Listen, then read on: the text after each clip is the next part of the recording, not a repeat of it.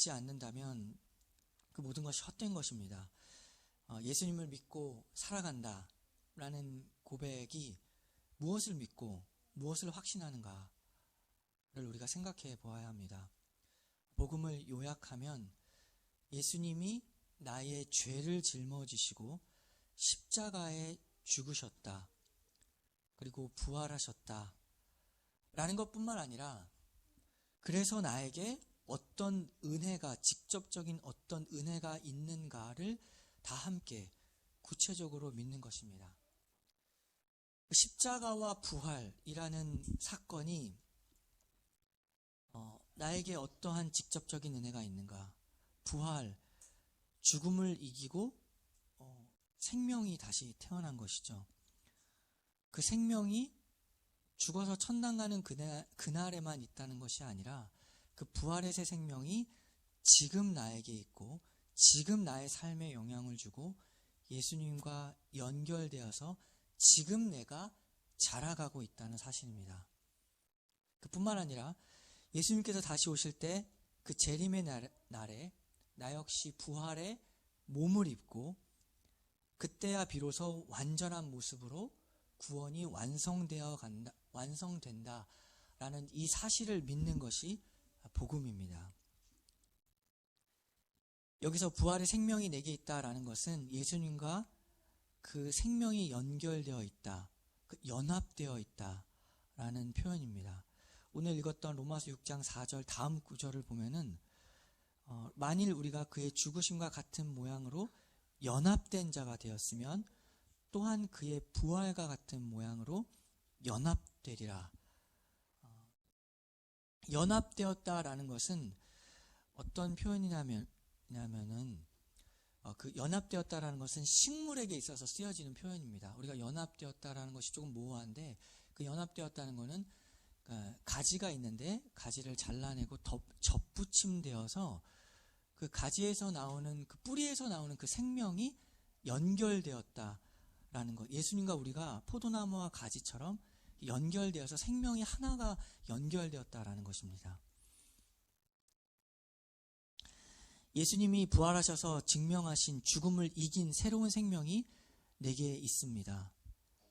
그 부활의 생명이 어떻게 땅 위에 드러났는가, 어떻게 표현되었냐면 그것은 부활의 몸으로 예수님께서 그 제자들에게 나타나셨습니다. 생명이 그냥 모호한 게 아니라 그 부활의 생명이 눈에 보이게 부활의 몸으로 나타났다라는 사실입니다. 부활의 첫 열매 되신 예수님이 나타나셨고 그 다음 열매로 우리가 그 부활의 몸을 입고 주님을 영원히 섬기는 삶을 살게 됩니다. 고린도전서 15장 51절의 이하를 보면은 바울이 그 비밀을 말하죠. 보라, 내가 너희에게 비밀을 말하노니 우리가 다 잠잘 것이 아니요 마지막 나팔의 순식간에 호련히 다 변화된다 라고 했죠. 우리가 다 부활의 몸을 그 마지막 날에 입게 될 것입니다.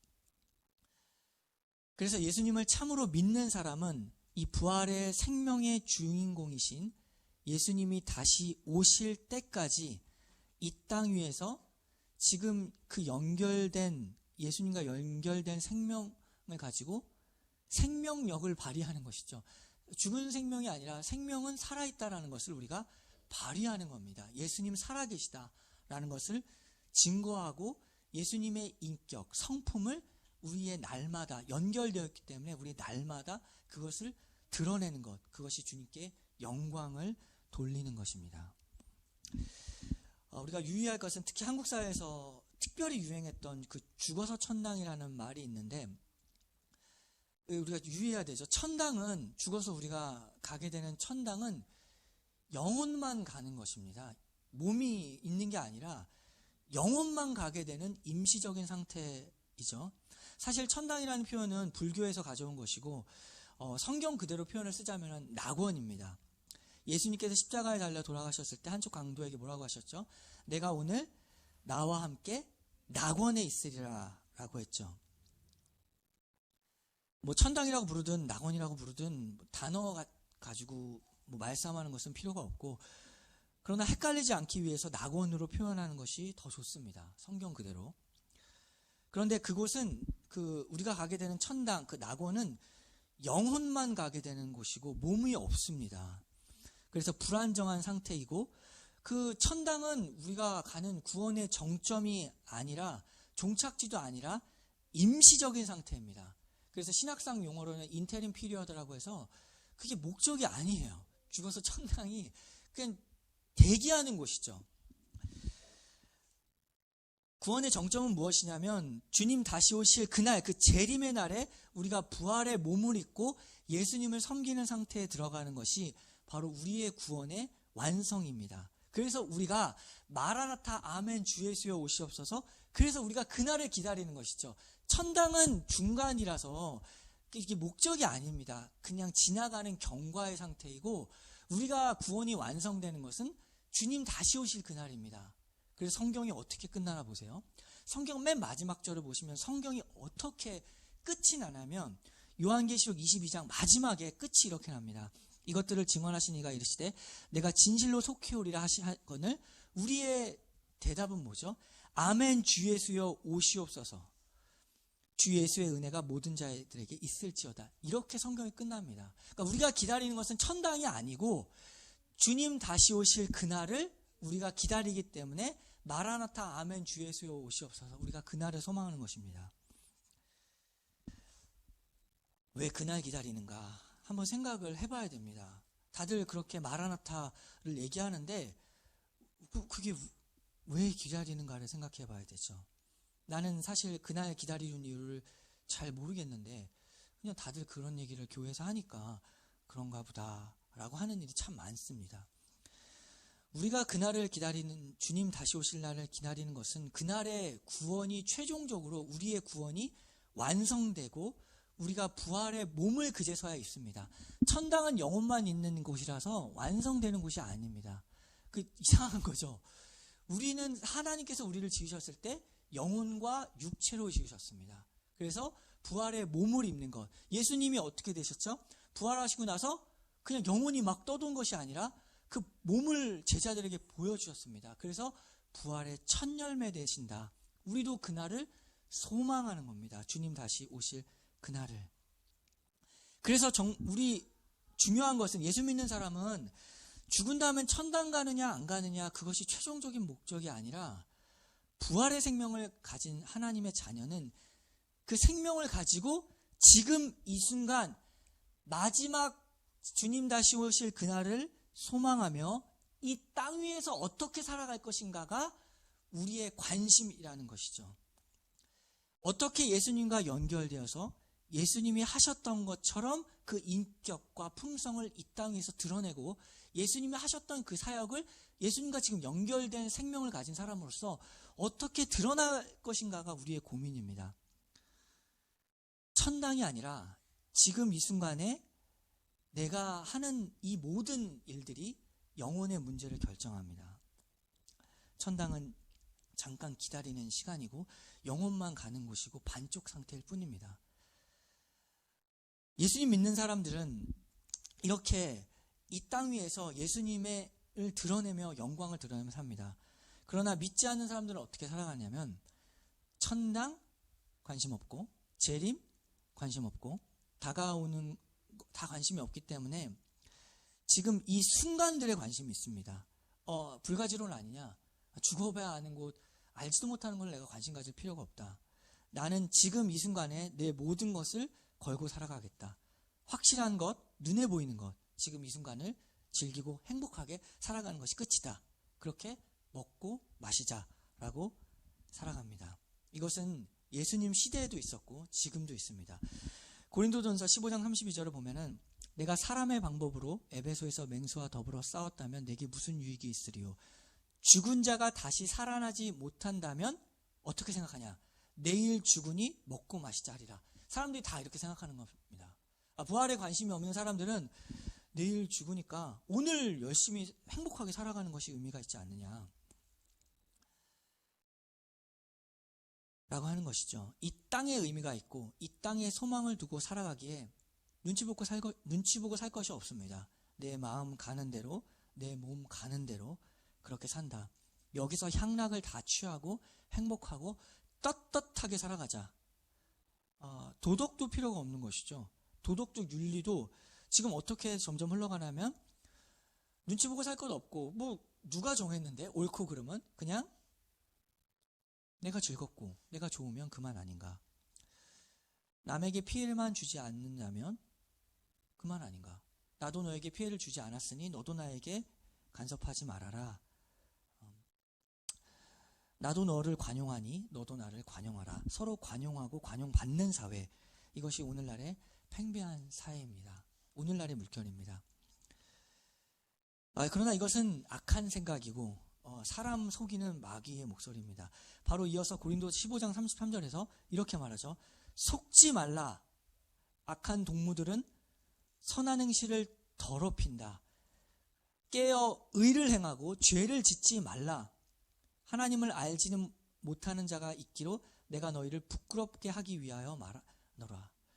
부끄럽게 죄가 무엇인지 속지 말라라는 것이죠. 죄가 아니라고 하는 그 목소리에 속지 말라. 결국에는 부끄러운 일을 당하는 것이다. 속지 말라라고 합니다.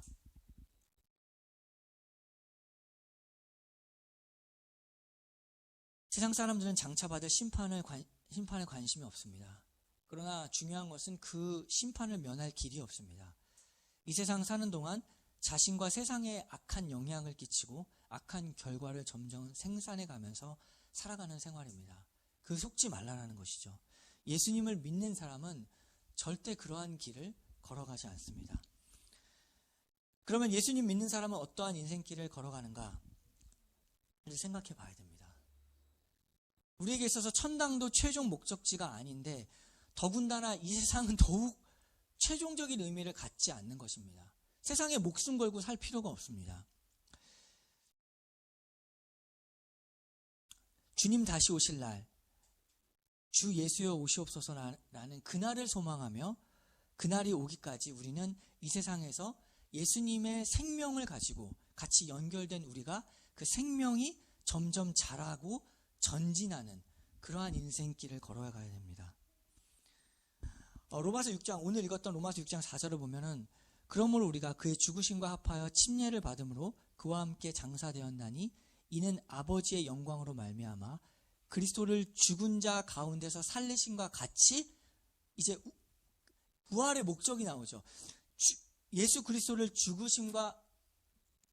자 가운데서 살리심과 같이 어떻게 우리로 또한 새 생명 가운데서 행하게 함이라.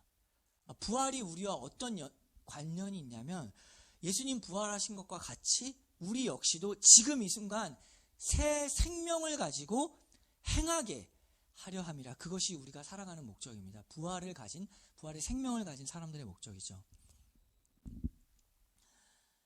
행하게 한다라는 것이 그 유명한 헬라어로 우리가 여러 번 얘기했는데 페리파테오라는 그 유명한 말인데 그 행한다라는 것은 그 정확한 뜻이 걸어간다라는 것입니다. 날마다 부활의 생명을 가지고 걸어간다. 그러니까 오늘 나에게 주어진 하루를 하나님의 자녀로서 살아간다. 어떤 특정한 순간, 소위 사역이라고 하는, 사역이란 표현 자체가 좀 애매합니다. 우리가 주를 위해 무엇을 한다라는 것인데 살아가는 것이죠. 주를 위해 살아가는 것. 주일이나 봉사의 순간에 어떤 보여지는 그 순간이 아니라 삶의 매 순간 내가 만나는 모든 사람 앞에서 모든 시간 속에서 나의 삶 전체가 부활의 생명으로 살아간다. 한순간도 빠질 수 없는 공간과 시간이 없습니다. 나의 삶 전체가 부활의 생명으로 살아간다. 그 새 생명 가운데 살아가는 것이 무엇인가? 더욱 구체적으로 골로새서에서 이렇게 말씀해 주셨죠. 부활의 생명으로 우리가 우리의 현실을 어떻게 살아가는가? 골로새서 3장 전체가 그것을 말해주고 있습니다. 골로새서 3장을 보겠습니다. 골로새서 3장을 부활의 생명을 가진 사람이 실제로 자기의 삶을 어떻게 살아가야 하는가? 골로새서 3장 1절을 보면 그러므로 너희가 그리스도와 함께 다시 살리심을 받았으면 하나님 위의 것을 찾으라. 거기는 그리스도께서 하나님 우편에 앉아 계시느니라. 이 말을 잘 기억하세요. 부활과 나의 삶이 어떤 연관이 있는가, 그것이 실제로 와닿지 않을 그 순간들 속에서 예수님의 부활이 나의 삶을 어떻게 움직여가고 있는가, 이렇게 말했죠. 너희가 그리스도와 함께 다시 살리심을 받았으면 어떻게 살아가는가? 한마디로 얘기했죠. 위의 것을 찾으라. 우리는 부활의 생명을 가진 사람으로서 위의 것을 찾으라 라고 하는 이 말씀을 기억해야 됩니다. 아래 것 찾지 말라는 것이죠. 땅의 것을 찾아 헤매며 살아가지 말아라. 땅의 것이란 무엇일까요? 내가 살아가는 지금 이 순간 속에서 가장 중요하다고 생각하는 그 모든 것들입니다. 그러나 그것은 세상 사람들이 다 가장 중요하다고 말하고 있지만 그것들 모든 것은 다 한순간에 땅의 먼지처럼 사라져버릴 것이다 라는 것을 기억하며 살아가는 겁니다. 이 땅의 것에 목숨 걸지 말라는 겁니다. 거기에 나의 모든 에너지를, 모든 것을 다 쏟아붓지 말라는 것입니다. 이렇게 살아간 사람들이 있습니다. 히브리서 11장에 믿음으로 살아간 사람들의 모든 여정들이 나오는데 그들의 삶을 한마디로 하면 나그네의 삶이죠. 히브리서 11장 13절에 믿음의 영웅들이 나오고 이 사람들이 어떻게 살아가는가? 이 사람들은 다 믿음을 따라 죽었으며 약속을 받지 못하였으되 그것들을 멀리서 보고 환영하며 또 땅에서는 외국인과 나그네임을 증언하였으니, 그들이 이같이 말하는 것은 자기들이 본향 찾는 자임을 나타냅니다. 우리의 시선은 주님 다시 오실 그날, 우리의 구원이 완성되는, 하나님의 나라가 완성되는 그날을 소망하며, 오늘 여기서의 삶이라는 것은 사실 나그네의 삶입니다. 목숨 걸 것이 없고 우리 신앙의 긴 여정 속에 하나의 추억이고 좋은 여정일 뿐입니다. 이것이 전부가 아니라는 것이죠. 이 세상 살아가다 보면 이것이 전부다라고 말합니다. 의와 식과 주가 전부라고 말하는 세상 목소리가 매일매일 들려오고 있죠. 아파트가 전부다. 가진 것, 모든 의식주가 다, 이 모든 것들이 다 전부다. 그것으로 판단하며 그것으로 비교하는 세상 목소리가 매일매일 쏟아지고 있는 현실 속에서 이것들은 우리의 전부가 아닙니다. 우리는 나그네와 같은 삶을 삽니다. 마귀의 대표적인 속임수죠. 여기가 전부다라고 말하는 것.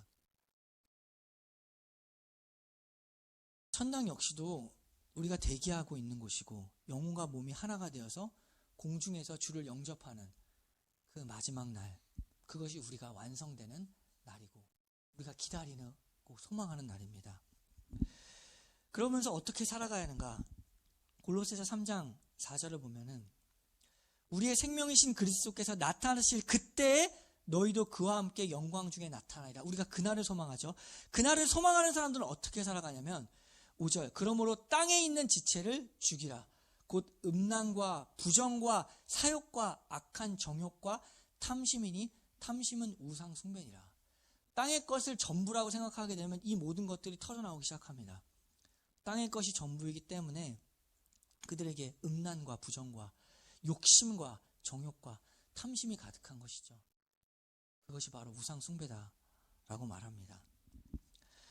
그러나 그것들로 인하여 3장 6절 하나님의 진노가 임하니라. 3장 6절 그대로 나와있죠. 이것들로 말미암아 하나님의 진노가 임하니라. 땅의 것을 보게 되면은 이것들로 인해서 하나님의 진노가 임한다고 하죠. 그러나 마귀는 그것이 전부라고 하고 그것이 생명이라고 하고 그것이 우리의 기쁨이라고 말합니다. 속이는 것입니다. 이렇게 우리에게 권고합니다. 8절, 이제는 너희가 이 모든 것을 벗어버리라. 곧 분함과 노염과 악의와 비방과 너희 입에 부끄러운 말이라. 이거 벗어버리기가 쉽지가 않죠. 화가 나는 것, 분함과 노여운 것, 이거 꽉 붙잡고 있는 우리의 모습입니다. 이거 다 한순간에 지나갈 것들이라는 것을 알아야 됩니다. 우리의 초점은 그 사람, 이런 사람과 싸우는 것이 아닙니다. 그런 사람으로 인한 우리의 분함, 여기가 우리가 마귀에게 넘어가고 있어서 매이고 있다는 사실을 알고 이것들을 다 벗어버려야 됩니다. 사람에게 매이는 것이 너무나 많다는 거죠. 이것들 다 벗어버리라. 그래서 너희의 입에 나오는 부끄러운 말들을 다 벗어버리라. 9절, 현실적인 이야기를 지금 다루는 겁니다. 부활의 생명을 가진 사람들이 서로 거짓말하지 말라. 옛사람과 그 행위를 벗어버리고 새 사람을 입었으니 이는 자기를 창조하신 이의 형상을 따라 지식에까지 새롭게 하심을 입은 자니라. 그리고 12절을 보면은 그 부활의 생명을 가진 사람들은 너희는 하나님이 택하사 거룩하고 사랑받는 자처럼 긍휼과 자비와 겸손과 온유와 오래 참음을 입고 누가 누구에게 불만이 있거든 서로 용납하여 피차 용서하되 주께서 너희를 용서하신 것까지 너희도 그리하라. 이것이 부활의 생명을 가진 사람들의 현실적인 삶입니다. 그리고 마지막, 이 모든 것 위에 사랑을 더하라. 이는 온전하게 매는 띠니라. 이 모든 것 위에 사랑을 더하며 살아가라고 합니다. 옛사람의 분노와 미움과 이 모든 것들을 벗어버리고 새 사람을 입은 사람의 가장 보이는 증거, 가장 현실적인 증거인 사랑으로 살아가라. 그리고 그뿐만 아니라 15절에서 그리스도의 평강이 너희 마음을 주장하게 하라 라고 합니다. 우리가 우리의 마음 가운데 불안하게 하는 것들을 우리가 꽉 붙잡고 있기 때문에 계속 흔들리죠. 계속 요동치죠. 그러나 벗어버리고 그리스도의 평강이 너희를 주장하게 하도록 나의 마음을 주님께 드려야 됩니다. 주님께 맡겨야 됩니다. 주님께 온전히 의지해 버려야 됩니다. 그때 그리스도의 평강이 나의 마음을 주장하기 시작한다는 것이죠. 너희는 평강을 위하여 한 몸으로 부르심을 받았나니 너희는 또한 감사하는 자가 되라. 그리스도의 말씀이 너희 속에 풍성히 거하여 모든 지혜로 피차 가르치며 권면하고 시와 찬송과 신령한 노래를 부르며 감사하는 마음으로 하나님을 찬양하고 또 무엇을 하든지 말에나 일에나 다 주 예수의 이름으로 하고 그를 힘입어 하나님 아버지께 감사하라. 이것이 부활의 생명을 가진 사람들의 모습입니다.